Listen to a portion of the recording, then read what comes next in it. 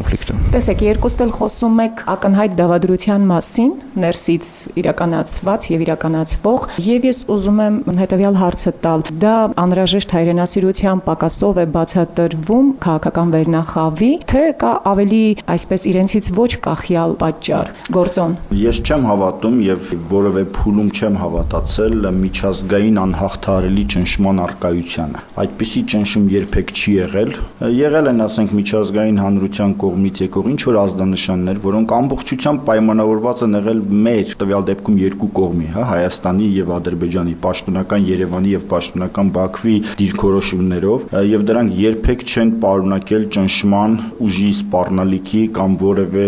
ասենք, շրջափակման կամ այլ մեկուսացման սպառնալիք մեջը չեն պարունակել։ Մինսկի խմբի ամբողջ գործընթացը արդեն ապացուցում է, որ նրանք բառացիորեն ընդամենը միջնորդ են։ Մասնավորապես հիշատակված այս վերջին տարբերակը, որ այսօր մեզ հայտնի է Մադրիդյան սկզբունք անունով, իսկ դրանից առաջ միջազգային ճգնաժամային խմբի առաջարկն էր, պրոֆեսիոնալ տեսակետից փայլուն փաստաթուղթ է, որը 100%-ով հաջողացրել էր համատեղել Հայաստանի եւ Ադրբեջանի պաշտոնական դիրքորոշումները։ Ամբողջ հարցն այն է, որ անգամ այդ պաշտոնական դիրքորոշումները որևէ ձևով հայ ժողովրդի կողմից չեն ընկալվում եւ ակնհայտ է, թե այսօր ինչ վերաբերմունք ունի Մադրիդյան սկզբունքը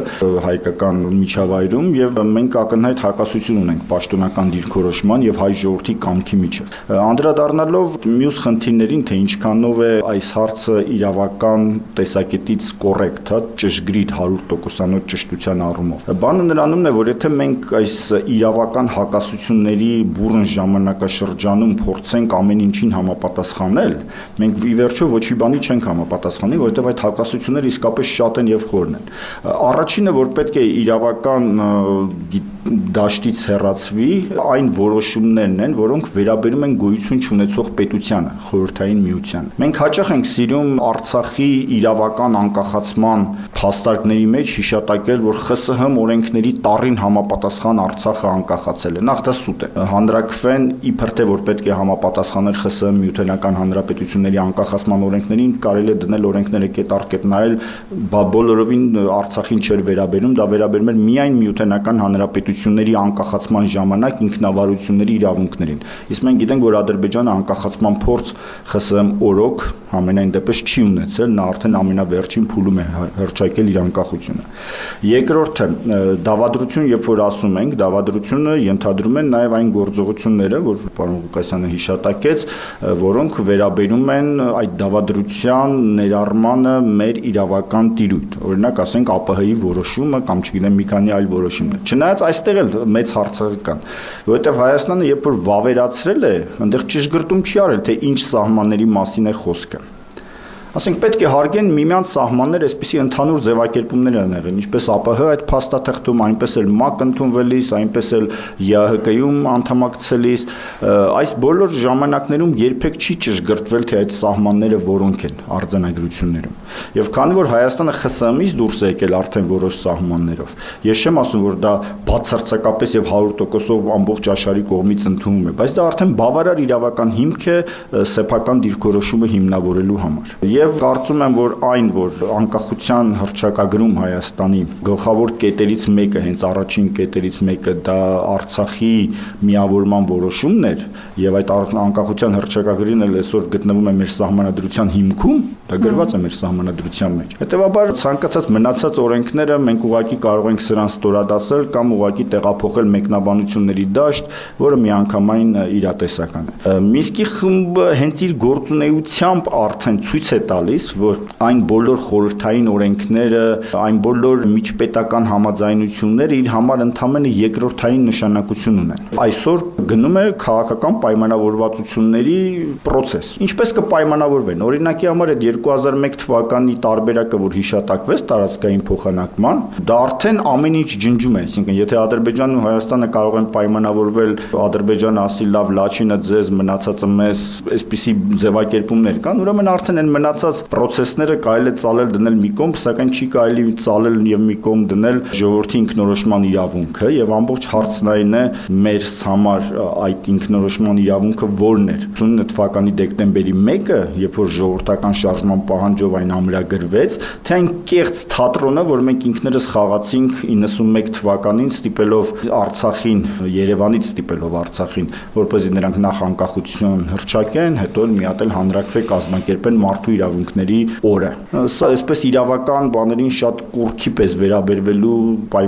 պայմանավորված է եւ այստեղ մի էական միտք կա։ Մենք միջազգային իրավունքի տեսակետից մենք այսօր ապրում ենք նոր նախադեպերի ստեղծման փուլ։ Միջազգային իրավունքը այնպես չէ, ինչպես ներազգային իրավունքը, որ կա հոդված եւ դրանով դատում են։ Սա շատ մեկնաբանելի է, սա ընդհանրապես քաղաքականության գործիք է միջազգային իրավունքը եւ այս տեսակետից Արցախը ինչու՞ չէ ամենակարևոր նախադեպերից մեկը կարող է լինել ապագա փուլի համար միջազգային իրավունքի, որը իդեպ շատ կարճատև է նաեւ, այդպես արագ-արագ փուլերը փոխվում են։ Հիմա ԴԻԱԿ-ի հին համակարգի փլուզումից հետո երբ որ առաջացան շատ պետություններ, դրանք բոլորը նախադեպեր են, այսինքն Հարավսլավիայում, Գերմանիայում, ամենտեղ նախադեպեր կա այսօր աշխարհում, նախադեպերից մեկն էլ Արցախն է, ինչու՞ չէ, եւ դա կարեւոր է գիտակցել եւ ըստ այդմ փոխել Հայաստանի քաղաքականությունը այս հարցում։ Պարոն Ղուկասյան, փաստորեն խոսքը ընդհանրապես արդեն քաղաքական շահավետ կամ ոչ շահավետ առևտրի մասին է, այսինքն նույն այդ տարածքների փոխանակում, տարածքների վերադարձ, ստատուսի ժամանակավոր թե վերջնական դիմաց, այդ ամբողջ ընդհանրապես քաղաքական առևտուր է, որտեղ Հայաստանը հազիվ թե շահեկան դիրքերում է գտնվում։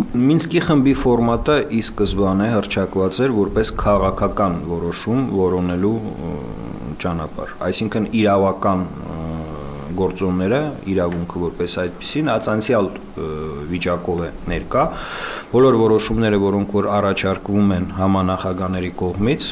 որոնք որ բացի միջնորդական ֆունկցիայից, նաև իրենք են բոլոր առաջարկները մշակող։ Ոչ Հայաստանը, ոչ Ադրբեջանը երբեք որևէ խաղաղ կարգավորման առաջարկ իրար չեն ներկայացրել։ Այսինքն մենք ունենք ինչ տեսակի կոնֆլիկտի կարգավորման ֆորմատ, երբ որ երկու պետությունը դիմել են միջազգային պայմանագրին, Հելսինկյան ավարտական ակտին եւ խնդրել են ԵԱՀԿ պետություններին, որ օգնեն այդ Հելսինկյան ավարտական ակտի սկզբունքների հիման վրա կարգավորել այս կոնֆլիկտը։ Հետևաբար բոլոր առաջարկները անում է ԵԱՀԿ-ն։ Կողմերը պիտի համաձայնվեն թե չէ, եւ համաձայն եմ այն կարծիքի հետ պարոն Աղայանի, որ վերջի առաջարկը իրոք մշակված է պաշտոնական դիրքերին adekvat լինելու համար ու համընկնում է ամբողջությամբ, բայց չի համընկնում ժողովուրդների ցանկությունների հետ, ոչ Ադրբեջանում, ոչ էլ Հայաստանում։ Ինչ վերաբերվում է, արդյոք դա զուտ առևտրի խնդիր է, առաջի հերթին սա միջազգային տեսակետից եթե նայենք, հետեւյալ կարևորագույն խնդիր է։ Ադրբեջանի անկախությունը, Վրաստանի անկախությունը, Մոլդովայի անկախությունը, Խորվաթիայի անկախությունը ճանաչվել է միջազգային հանրության կողմից միջազգային իրավունքին հակառակ։ Այդ պետությունների տարածքում կային հատվածներ, որոնք որ առաջինը կառավարությունը չէր վերահսկում եւ այդ հատվածում ապրում էին մարդիկ, ովքեր որ ունեին ինքնորոշման իրավունք։ Այսինքն չլուծված հակամարտություններ ունեին։ Ոչ միայն հարցը չլուծված հակամարտության մեջ էր, Լեռնային Ղարաբաղի բնակչությունը Խորհրդային Միության, այսինքն նախորդող պետության օրենսդրությամբ ուներ իրավունք։ Այդ իրավունքը չէր կարող վերանալ։ Հետևաբար խնդիրը, որը որ հետապնդում են կարգավորող պետությունները, Ֆրանսիան, Ռուսաստանը եւ ԱՄՆ-ն, իրականում հետեւյալումն է թաքցնել այն փաստը, որ այս պետությունների ճանաչման ժամանակ եւ այս պետությունների ՄԱԿ-ի կանոնադրությանը միանալու ժամանակ, ԵԱՀԿ Հելսինկյան ավարտական ակտին միանալու ժամանակ տեղի է ունեցել միջազգային իրավունքի, այսինքն այն սկզբունքների, որոնք որ այդ փաստաթղթերում, այդ միջազգային պայմանագրերում ներառված է խախտում։ Եվ դրա համար էլ ֆորմատի գաղափարը հետեւյալն է. ոնց ուզում եք պայմանավորվեք կոմպրոմիսի եկեք, միայն թե իրավական հարթությունը մնա թաքցված ծածկադմփոց անել այդ հանգամանքը, որ տեղի է ունեցել իրավախախտում գերտիրությունների կողմից։ Օրինակ այսօր արդեն շատ միջազգային փորձագետներ, օրինակ ԱՊՀ երկրների եւ էներգետիկ հարցերով փորձագետ Ալեքսանդր Ռարը, այն կարծիքին են, որ այնքան իրարամերժ են կողմերի դիրքորոշումները, որ ԵԱՀԿ Մինսկի խմբի ձևաչափում հարցի լուծում իրենք չեն տեսնում։ Այսինքն այս խոստովանությունը արդյոք այդ ձեր ասած այն ինչ որ թաքցվել է տարիներ շարունակ դրա պոչերը ցույց չի տալիս եւ այս տեսակ կարծիքների արդեն տեսակարար այսպես կշիռը որ ձևավորվում է քաղաքական կուլիսներում արդյոք հիմք չի ստեղծում որպեսզի ի վերջո ասվի որ թագավորը մերկ է։ Սերբիայում հաջողվեց ճնշել Սերբիայի իշխանություններին եւ առնել իրենք դրա համար համապատասխան որոշումներ ընդունեցին դրա համար սերբական Կրաինան ոչնչացվեց Բոսնիայում համապատասխան պայմանագիր կնքվեց վերջում էլ կնքողին էլ դատեցին եւ նա տարօրինակ վիճակով մահացավ միջազգային քրեական դատարանի բանտում այսինքն այն ինչ որ հաջողվեց Բալկաններում առ այսօր չի հաջողվում Անդրկովկասում եւ չի հաջողվում այն պատճառով որ այստեղ մարդիկ ավելի ճկուն են ավելի շուտ են ընկալել որ գերտիրությունները կախման մեջ են ընկել տեղական կառավարիչներից եւ Մինսկի process-ը դառնում է գործիք իշխանության մեջ վերարտադրվելու համար ով պատրաստ է ծառայել Մինսկի խմբին ու գերտիրություններին նա ձեռք է բերում արտաքին ռեսուրս իր երկրում իր իշխանությունը վերարտադրելու համար այսինքն այստեղ արդեն դա դառնում է ոնց որ ասած ֆունդամենտալ հատկություն ներքին քաղաքական համակարգի էլի Տեսեք, նույնիսկ Արցախում այս պարագայում ուզում եմ մեջ բերել Արցախի ուրեմն նախկին փոխարտգործնախարար Մասի Իսմայելյանի այն միտքը, որ նա կարծես սա էլ հուսահատական ինչ որ դրսևորում լինի,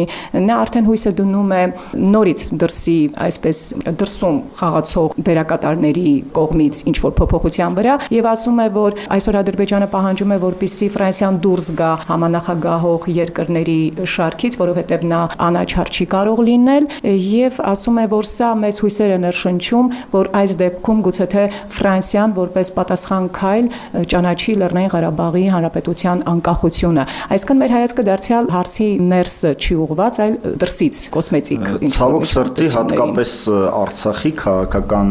վերնախավը կապ չունի հենց իշխանությունը թե իշխանությանը այս կամ այն առումով ընդդիմացող կամ երբևիցե ընդդիմացած անձերը ինչպես օրինակ Մասի Իսմայելյանն է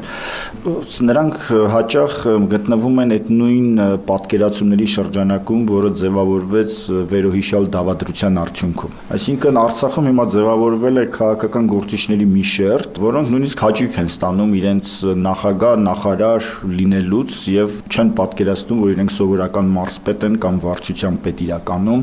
այլ ոչ թե նախագահ եւ նախարար։ Նմանապես նաեւ ընդդիմադիր գործիչները ուզում են Արցախը տեսնեն այսպես ինքնուրույն, անկախ, հիմն, դրոշ, ինչ որ այսպիսի ատրիբուտներ անկախության մանկական խաղի է սա արդեն վերածվում։ Բարեբախտաբար Արցախի ավելի ժողովրդական շերտերում 1-2 հարց ու պատասխանից հետո պարզ է դառնում, որ իրականում ժողովուրդը բոլորովին էլ այդպես չի մտածում, չնայած քարոզչական ճնշումը Արցախը անկախ երկիր է եւ այլն ահավոր է Արցախում եւ սա նաեւ հայաստանցի արցախցի մեր այս պարակտվածության պատճառներից է։ Անկախ այս ամեն ինչից դեպի արտաքին աշխարհ հայացք ուղղելը ինքնին արդեն դատապարտելի է։ Եթե նույն Արցախը գոնե մի վարքյան լրջորեն վերաբերվեր ժամանակին արտաքին աշխարհի կայացրած որոշումներին, նա այսօր ոչ միայն անկախ չէր լինի Ադրբեջանից, այլ նաեւ ընդհանրապես գոյություն չէր ունենա որպես հայկական տարածք եւ հայկական բնակչություն։ Հետևաբար ժամանակն է ուշքի գալու եւ վերադառնալու, ժամանակն է Մինսկի խմբին այդքան կարեւորություն չտալու։ Սա ասում եմ ընդամենը մի ձևաչափ է, որը կարող է գոյություն ունենալ, քանի դեռ գոյություն չունի պատերազմը։ Եվ նրա իմաստը միայն դրանում է։ Փնտրել այնտեղ որոշումներ, լուծումներ, անիմաստ է, ոչ Միացյալ Նահանգները, ոչ Ֆրանսիան, ոչ Ռուսաստանը մեր փոխարեն մեր խնդիրները չեն լուծելու։ Եթե հանկարծ լուծեցին, դա լինելու է մեզ համար ոչ նպաստավոր որոշում։ Նրանք էլ են հասկացել, որ իրենք չեն կարող այս խնդիրը լուծել, նման արտահայտությունները Մինսկի խմբի հասցեին, պետք է վերագրել ընդհանրապես միջազգային հանրությանը։ Միջազգային հանրությունը սկզբունքորեն չի կարող լուծում առաջարկել, որը հարմար կլինի թե հայ ժողովրդին, թե Ադրբեջանի վերնախավին։ Ես սա հատուկ ընդգծում եմ, որովհետև հայկական պաշտոնական ներկայացուցիչները միշտ էլ համաձայնվել են Մինսկի խմբի առաջարկած որոշումներին, բախվելով դարձյալ ժողովրդական անհամաձայնությանը, ժողովրդական ճնշման տակ ստիպված են եղել զիջել, ինչպես զիջեցին հայ-թուրքականի դեպքում, Քիվեստի դեպքում, մադրիդյան սկզբունքների դեպքում։